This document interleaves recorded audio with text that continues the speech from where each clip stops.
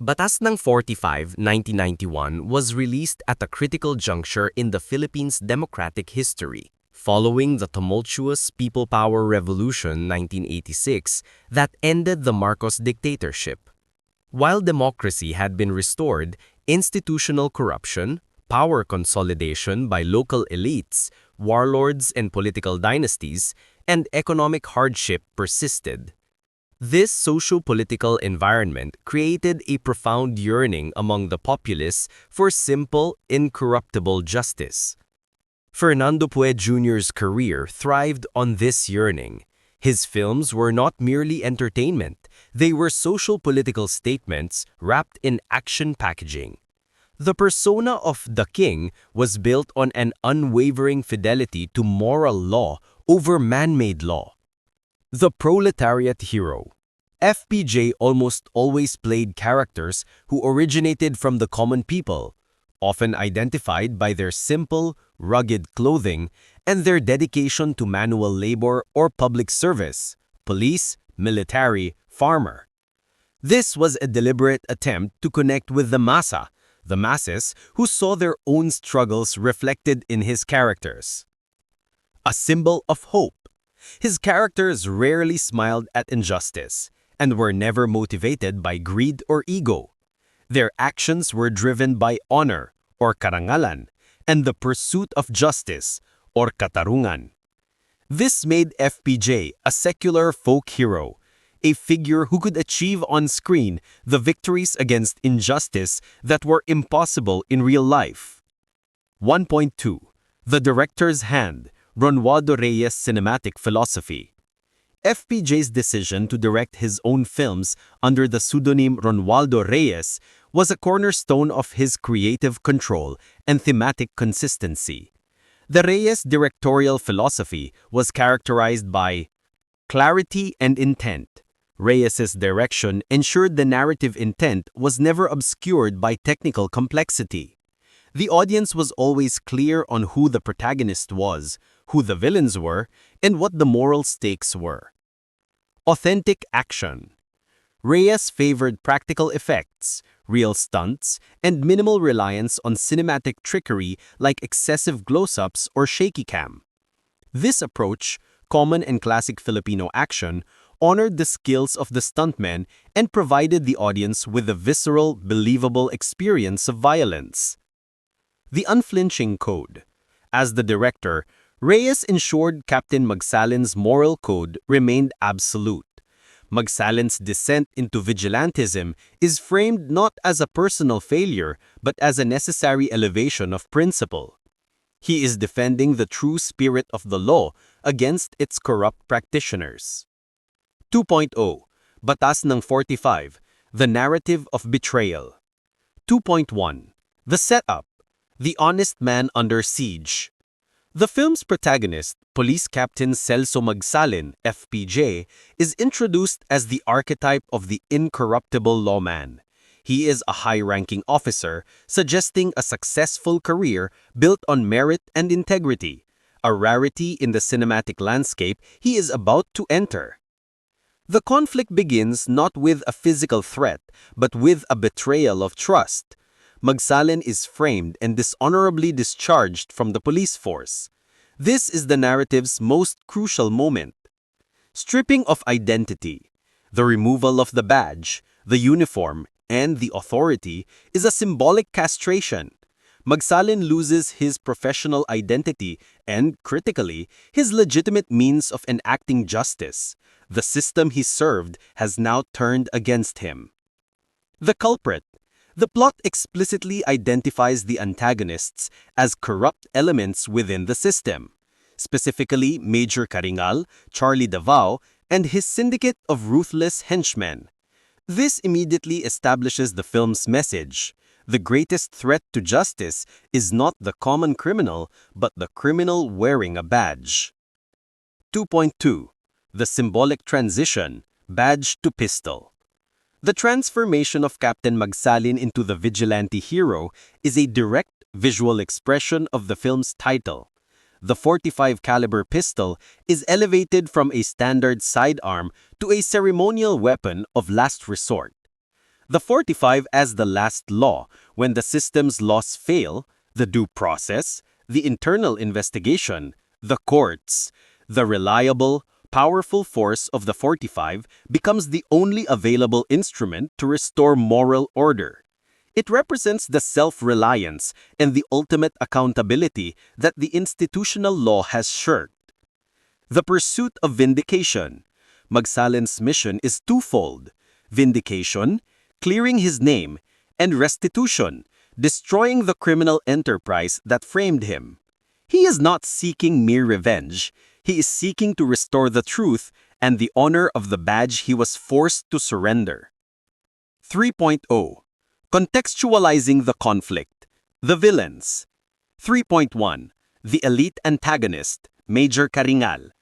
The casting of Charlie Davao as Major Caringal is a deliberate cinematic choice that leverages his established persona as a sophisticated, cruel elite figure in Philippine cinema. The face of institutional decay. Caringal represents the top-down nature of corruption. He is not a street thug, but a high-ranking officer who uses his position, privilege, and access to state resources to conduct his criminal activities. This makes the conflict a battle between two police officers, one whose integrity is absolute and one whose integrity has been fully monetized. The irony of rank. The irony is devastating. The hero is a captain, Magsalin, a lower rank, symbolizing a fight waged from below, while the main villain is a major, Caringal, symbolizing the higher echelons of power that harbor and protect criminality. 3.2. The physical enforcer, Paquito Diaz and the goons.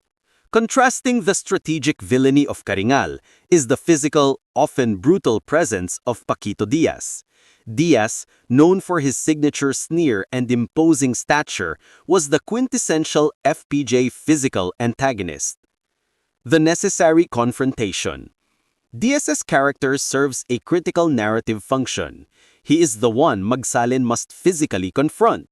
The film assures the audience that while systemic corruption must be dismantled politically, the pure evil of the enforcers must be met and vanquished through superior physical force.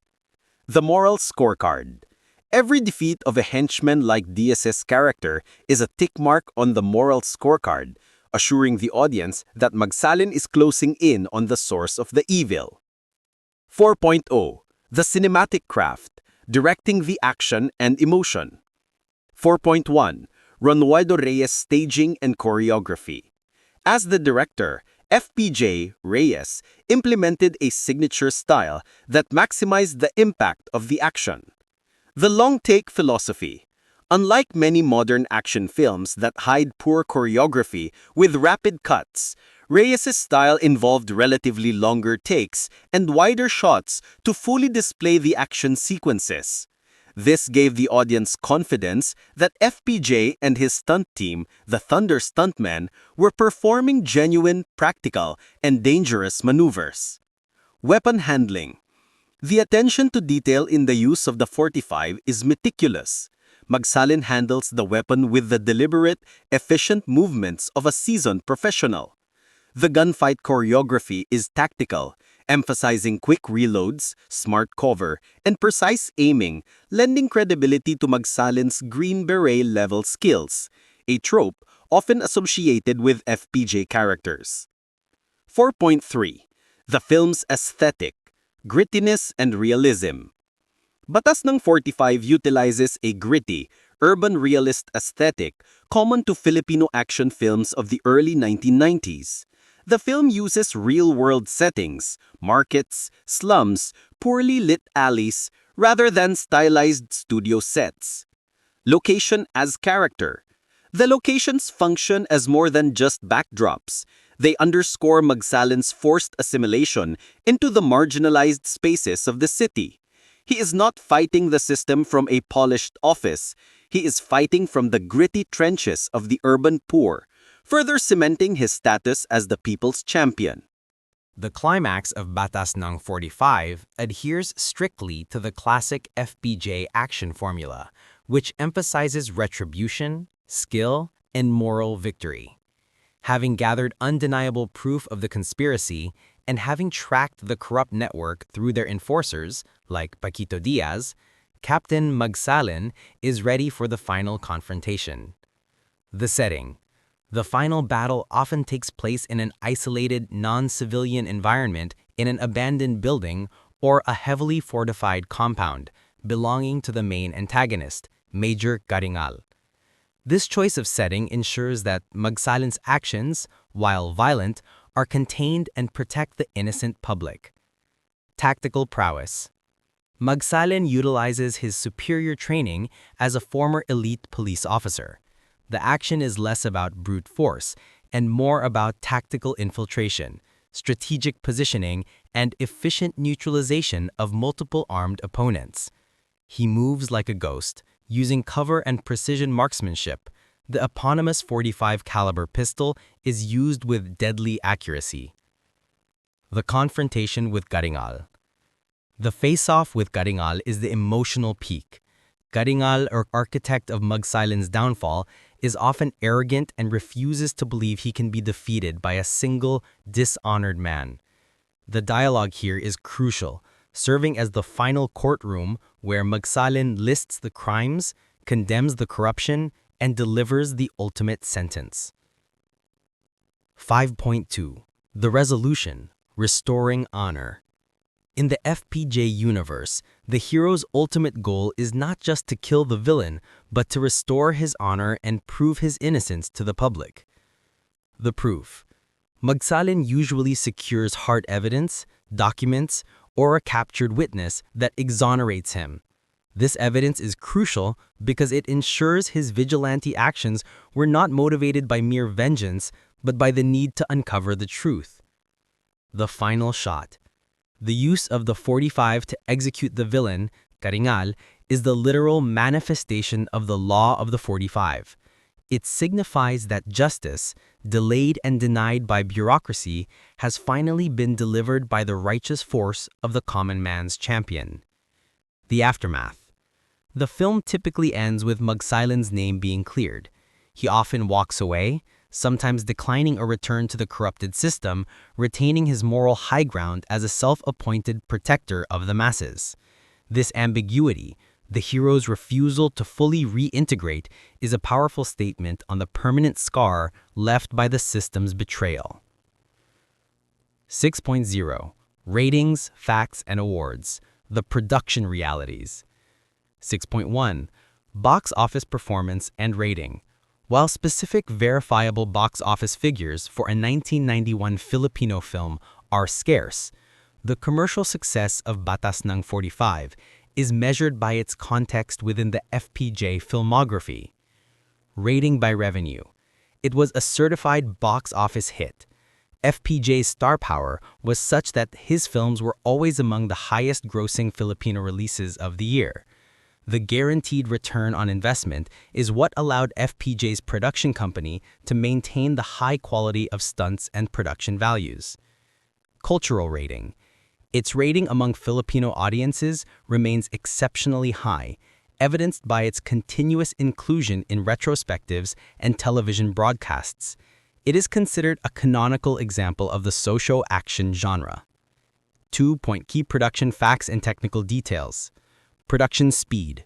Filipino filmmaking in the early 1990s often operated on incredibly tight schedules and limited budgets compared to Hollywood. The ability of FPJ, as Ronaldo Reyes, to direct a quality, feature-length action film in such a demanding environment speaks to his efficiency and experience. Stunt integrity. The Thunder Stuntmen Group was highly disciplined, and under FPJ's direction, they maintained a reputation for safety first while still delivering spectacular, often brutal action. This commitment to practical stunts, including genuine car crashes and high falls, is a hallmark of the film and a major attraction for the audience. The visuals. The film's look, courtesy of cinematographer Ver Reyes, emphasized high contrast and deep shadows, particularly in the night and chase sequences. This film noir-influenced aesthetic helped emphasize Magsilan's solitary mission and the moral darkness of the urban landscape. 6.3. Formal awards and recognition. As noted, Batas ng 45 itself may not have swept the major awards, but its artistic success is measured by its contribution to the legacy of its creator and star. Famas and Gawad Urian recognition. While specific nominations for this single film are less publicized than its cultural impact, it contributed to FPJ's overall legacy that resulted in him being awarded the National Artist of the Film for Film, 2006. This posthumous award recognizes his profound and lasting contribution to the Philippine cinematic landscape, with films like Batas ng 45 forming the essential evidence of his mastery of the action genre. 7.0. The enduring influence of Batas ng 45. 7.1. Defining the action trope.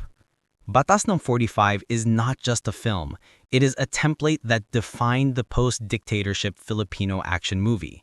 Its core elements, the betrayed hero, the corrupt state, the honorable vigilantism, were replicated countless times by other stars and directors.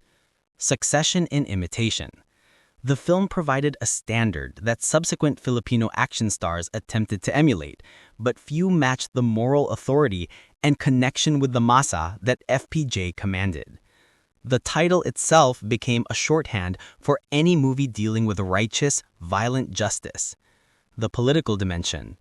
The film's lasting influence lies in its subtle but powerful political message. By repeatedly showcasing the victory of the common man over the entrenched elite, FPJ's films, including this one, became an essential cultural tool for articulating the frustrations and aspirations of the disadvantaged. The hero's legacy versus reality. The success of Batas ng 45 demonstrates the power of escapism rooted in social critique. The film presented a world where the good guy always wins, where the corrupt face immediate and violent justice, and where honesty is rewarded. A necessary fantasy for an audience facing a much harsher reality. The film's ultimate legacy is its successful merging of raw, thrilling action with a profound patriotic belief in true justice that transcends the flawed, real-world law. Captain Celso Magsalin, wielding the law of the 45, remains an iconic figure in Philippine cinema, a testament to FPJ's reign as the king.